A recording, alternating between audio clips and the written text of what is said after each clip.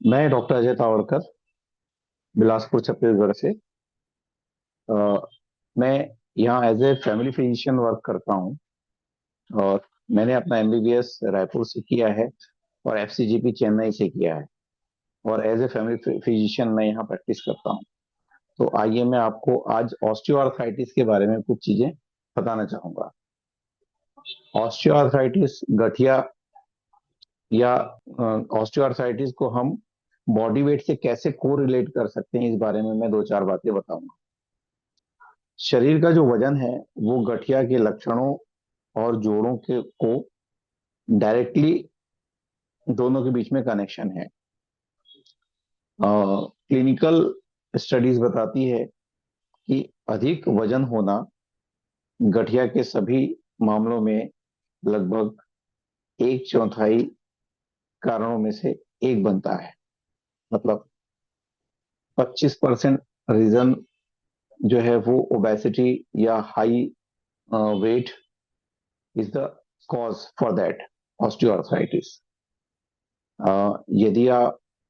यदि आप मोटे हैं तो स्वस्थ शरीर का वजन बनाए रखने वाले लोगों की तुलना में आपको गठिया होने की संभावना 60% तक ज्यादा है। इसलिए जोड़ों के स्वस्थ और स्वास्थ्य और समग्र कल्याण के लिए शारीरिक का एक आदर्श वजन बनाए रखना, मतलब एक आइडियल वेट को फॉलो करना या मेंटेन रखना, वो बेहद जरूरी है। आइडियल वेट हर व्यक्ति के लिए उसकी ऊंचाई, एज, सेक्स और शारीरिक रचना जैसे कारणों पर अलग अलग होता है। हम एक आइडियल बीएमआई के संदर्भ में देखें तो 18.5 से लेके 24.9 बीएमआई एक नॉर्मल लिमिट है। इसके बीच में अगर आपका बीएमआई है तो आप हेल्दी आपका वेट है। और यदि बीएमआई 25 से ज्यादा और 29.9 से कम है तो ये आपके ओवरवेट में काउंट होता है। जबकि 30 या उससे अधिक बीएमआई ओबेसिटी को इंडिकेट करता है। तो जितना ज्यादा वेट होगा उतनी पॉसिबिलिटी ऑस्टियोआर्थराइटिस के होने की बढ़ जाती है। अच्छा, आइए शरीर के वजन और गठिया के बीच के संबंध को समझें। देखिए, शरीर का वजन जोड़ों के को तेजी से, अगर ज्यादा वेट है, ओवरवेट है, तो जॉइंट्स को ज्यादा क्षति पहुंचाता है ओवरवेट होना। शरीर का अतिरिक्त वजन घुटनों, कूल्हे और पीठ के निचले हिस्से जैसे जोड़ों में ज्यादा दबाव डालता है। यह बढ़ा हुआ दबाव कार्टिलेज को घिसता है, जिसके कारण जोड़ों का एक प्रकार से जोड़ों में दर्द होता है और उसको क्षति पहुंचती है। जॉइंट्स जो हैं वो कमजोर होते हैं। दूसरा, इससे जोड़ों पर भार भी ज्यादा बढ़ता है। अगर ओवरवेट है, नेचुरली भार ज्यादा पड़ेगा। और शरीर के प्रत्येक पाउंड वजन से घुटनों पर लगभग 4 पाउंड का अतिरिक्त प्रेशर पड़ता है। मतलब किसी का वजन उसके नॉर्मल से 1 पाउंड ज्यादा है तो उनके घुटनों पे 4 पाउंड का एक्स्ट्रा दबाव पड़ता है। इससे कार्टिलेज तो घसते ही हैं, साथ में जोड़ों में दर्द और अकड़न भी बढ़ सकती है।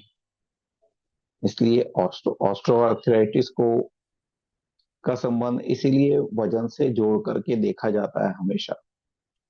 ज्यादा वजन होने से बीमारी तेजी से बढ़ती है। इसके अलावा अतिरिक्त वजन उठाने से बीमारी के इलाज में दी जाने वाली दवाओं का असर भी कम हो जाता है।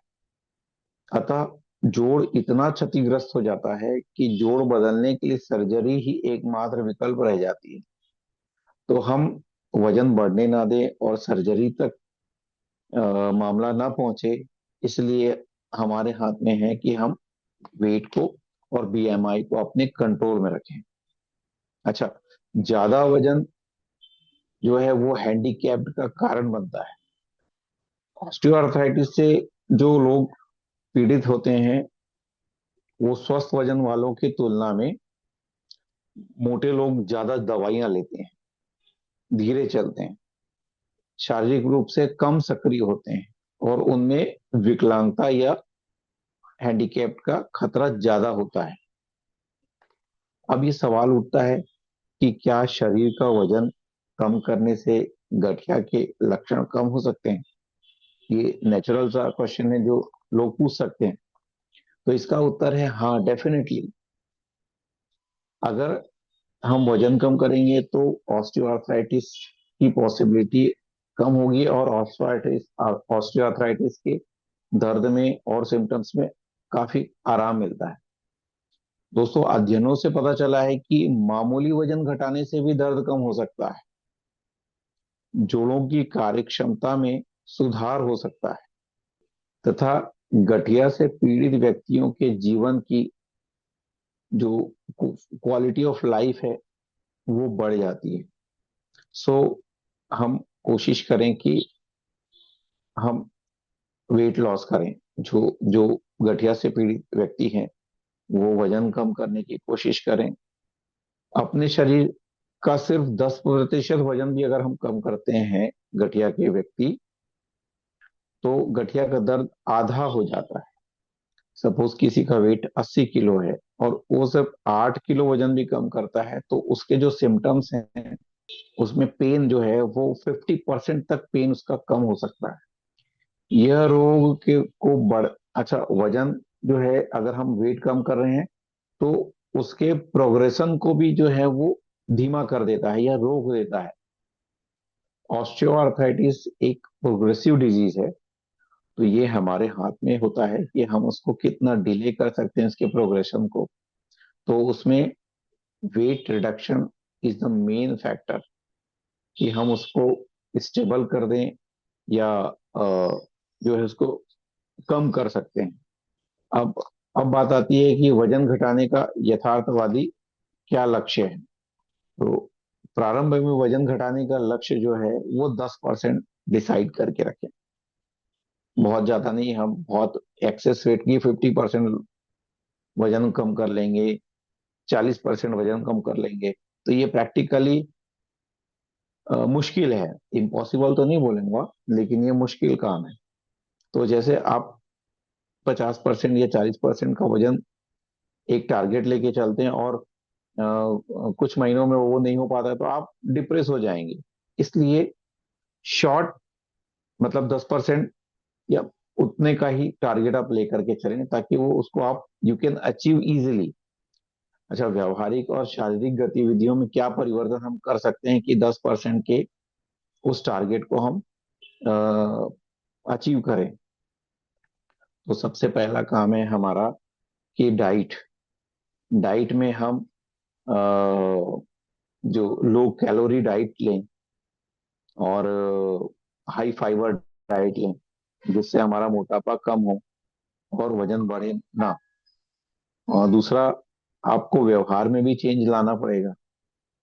व्यवहार में चेंज लाना है मतलब कि आपको उसके साथ साथ आपको शारीरिक गतिविधियों में भी आवश्यक परिवर्तन करने पड़ेंगे, जिससे आपको वजन कम करने में आसानी होगी। मध्यम शारीरिक गतिविधियां करें, 30 मिनट या उससे अधिक का लक्ष्य रखें। मध्यम शारीरिक मतलब कि हम माइल्ड एक्सरसाइज करें, और ओनली 30 मिनट्स, ताकि आप उसको अचीव करें तो आपको एक खुशी भी होगी कि हाँ, मैंने 30 मिनट मिनिमम एक्सरसाइज किया और हम मैं अपने गोल के लिए प्रोग्रेसिव हूँ। फिर डाइट में आप ऑयल और लो कैलोरी डाइट लें, जिससे आपका वजन कम करने में आपको मदद मिलेगी। अच्छा, वजन घटाने की दवाइयाँ भी आप ले सकते हैं, लेकिन वो जैसे जो व्यक्ति जिनका बीएमआई 30 से ज्यादा है, ओबेसिटी वालों का, तो ऐसे व्यक्ति जो है वो वेट रिड्यूस करने की मेडिसिन होती हैं, वो अपने डॉक्टर के सलाह के अनुसार वो उसके लेकर के भी वजन कम किया जा सकता है। अ, अपने मन से दवाइयां ना लें। जो एड में या टीवी एड में या पेपर एड में जो मेडिसिन देती हैं, तो ऐसी दवाइयां अपने मन से ना लें। आप हमेशा अपने जो कंसल्टिंग डॉक्टर हैं उनसे बात करें, और वो आपको इसमें कुछ जो सपोर्टिव मेडिसिन हैं वो आपको देंगे, जिससे आपके वजन कम करने में आपको सहायता होगी। फिर वजन का रख रखाव। वजन घटाने की चिकित्सा के पहले 6 महीने के बाद आपने एक तो वजन कम कर लिया, उसके बाद में उसको स्टेबल रखना है। ऐसा नहीं कि फिर जो है वो वापस से आप डाइट और एक्सरसाइज आपने कम कर दी, डाइट ज्यादा लेना शुरू कर दिया, तो उससे फिर से आपका वजन वापस बढ़ सकता है। वजन वापस बढ़ेगा, इसका मतलब है कि ऑस्टियोआर्थराइटिस के का पेन और उसका प्रोग्रेशन फिर बढ़ने लगेगा। अच्छा, अब हम ये बात करें कि व्यवसायिक सहायता इसमें और संरचित कार्यक्रम क्या हो सकते हैं। तो अपनी आवश्यकता के अनुरूप एक व्यापक वजन प्रबंधन योजना बनाने के लिए स्वास्थ्य सेवा प्रदाताओं, आहार विशेषज्ञ और शारीरिक चिकित्सकों के साथ काम करें। मतलब डाइटिशियन की भी आप हेल्प लें, और हेल्थ वर्कर्स की भी आप हेल्प लें, तथा डॉक्टर्स तो आपको इस बारे में मार्गदर्शन देंगे ही। फिर शिक्षा और सहायता के लिए समुदाय आधारित वजन प्रबंधन कार्यक्रमों और सहायता समूहों पर विचार करें। इसमें कुछ आपको वेबसाइट भी है, इंटरनेट की भी हेल्प ले सकते हैं कि आप ऑस्टियोआर्थराइटिस के लिए और वजन कम करने के लिए हम क्या क्या चीजें कर सकते हैं, जिससे आपको इस डिजीज के प्रोग्रेशन में और इसके पेन में आपको रिलीफ मिल सके। Thank you.